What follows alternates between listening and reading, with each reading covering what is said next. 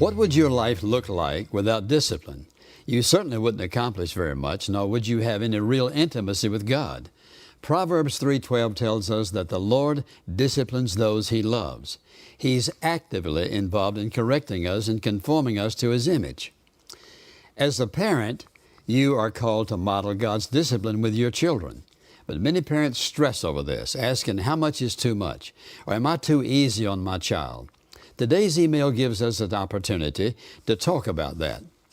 I have a very strong-willed and determined little 1-year-old. I want to raise him to serve and obey God. Would you explain what it means to discipline without breaking his spirit? Well, let's distinguish between two words here. That is, a child has their personhood. That's who they really are deep down inside. And then there are their actions, and sometimes we think those actions don't meet and match their personhood. We all came into this world with a self-will, and that self-will has to be brought into submission to God. That requires discipline on the part of God, and God has disciplined every single one of us in some way or the other. It also requires that you and I discipline our children to teach them how important it is to obey and to follow rules and regulations. Failure to discipline your children is an act of disobedience, because if you want them to grow up to be godly in any way at all, you've got to discipline them. A child's personhood is their personality. That's who they are. You don't want to break their spirit, their personhood. You want to deal and target with their actions. And all discipline should be targeted toward their actions.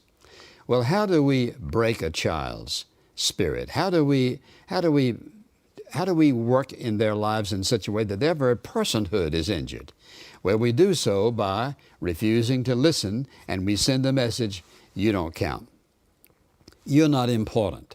Refusing to listen is very devastating.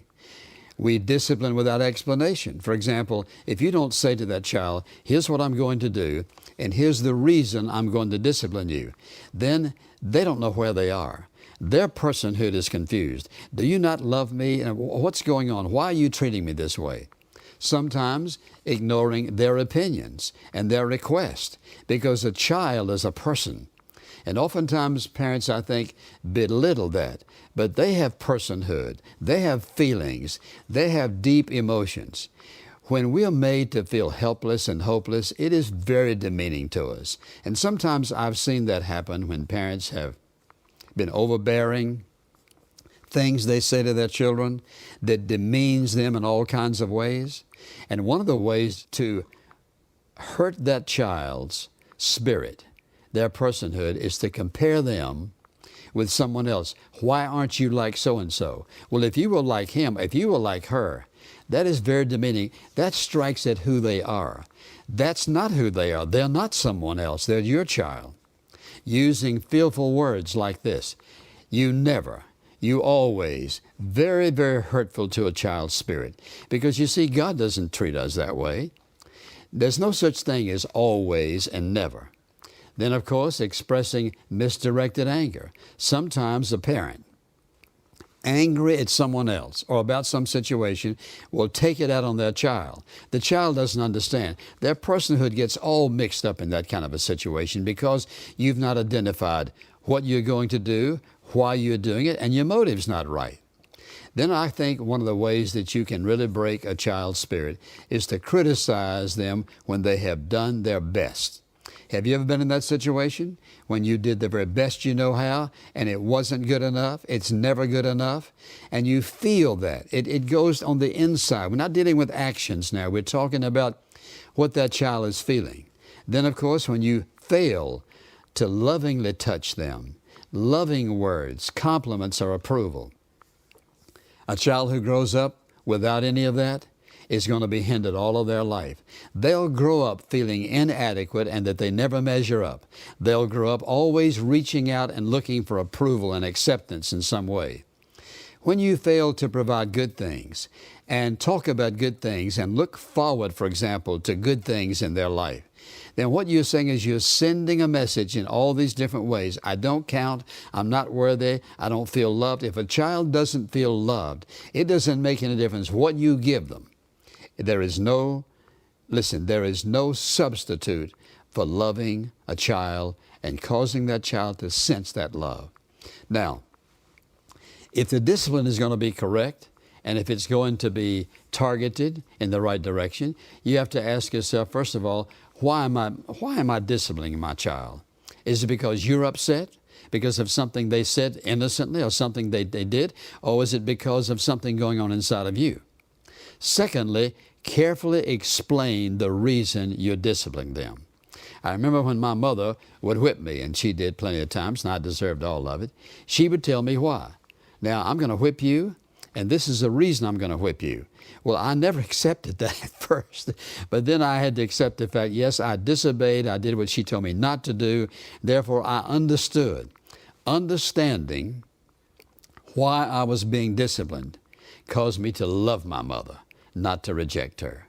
And then, of course, if you're going to discipline the child, explain it in a tone of voice that is loving. That is, you don't have to be mealy-mally about it, but you ought to say, this is the reason, and here's what I'm going to do, in a voice that they understand that you're not doing it out of anger.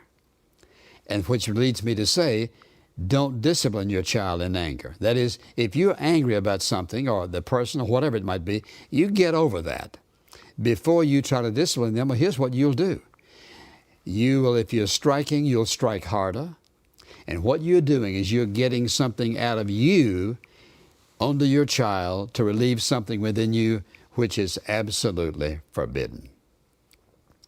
If you want to discipline properly, keep your promises. If you say, if you do that, here's what I'm going to do.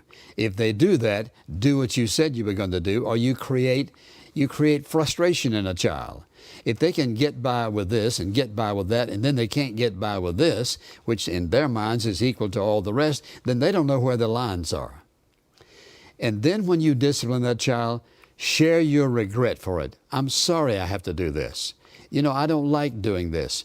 But because I want you to be the kind of person that God wants you to be, and the kind of person I know that you want to be one of these days, this is the reason I'm bringing out this discipline. And then remember this. Never strike a child with your hand or slap them in the face. Now listen, if you switch them with something, it is that thing that touches them. When you slap a child in the face, that's you versus that person. Or you hit them in some fashion. You're striking at their insides. But if you use a switch or something else, or require some other form of discipline, that's one thing. But body to body is never the wise thing to do. Then, of course, when you've disciplined them, reassure them that you love them and that your desire for them is the very best, and you do this only because you know it's good for them. And you can say, you know, the Bible warns me, if I don't discipline you properly, He's going to hold me responsible. So remember, check the target. The target is not their personhood. It is not who they are. It is what they did or what they failed to do. Well, thank you very much for joining us today, and I trust that this has been helpful. And if you are a parent, all of us who are parents and have been parents, we've all had to deal with these things. But if you'll just remember, and you probably didn't get all this down, maybe you should write us and say, look, give me all of that again, because every single thing that I mentioned is very important. So until next time, obey God, leave all the consequences to Him. That's living life at its very best. And when you leave the consequences to Him, you can trust Him to make your actions and your deeds very worthwhile.